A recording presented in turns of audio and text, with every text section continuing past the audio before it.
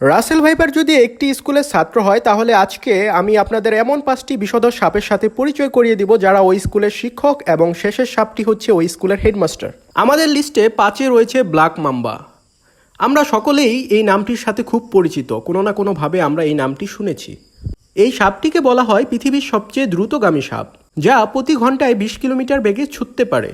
এই সাপের কামড়ে 20 থেকে 1 ঘন্টার ভিতরে রোগীর মৃত্যু ঘটতে পারে, তাই সাথে সাথে এর অ্যান্টিভেনম নিতে হবে। সাথে সাথে এর অ্যান্টিভেনম না নিলে রোগীর মৃত্যু হওয়ার সম্ভাবনা রয়েছে।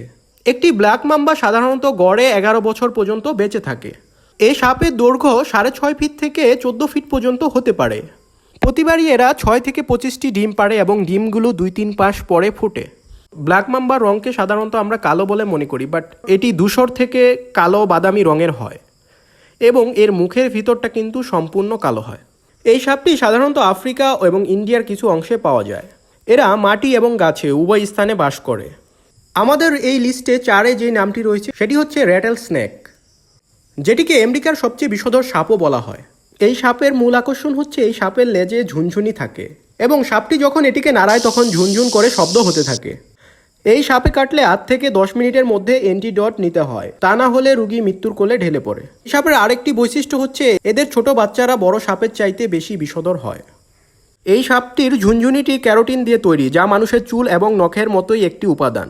র্যাটেল স্নেক সাধারণত গরম এবং শুষ্ক এলাকায় বেশি বসবাস করে, তাই এদের মরুভূমিতে প্রচুর পরিমাণে পাওয়া যায়। এই সাপটি সাধারণত লম্বায় 1.5 ফুট থেকে 4.5 ফুট পর্যন্ত হতে পারে।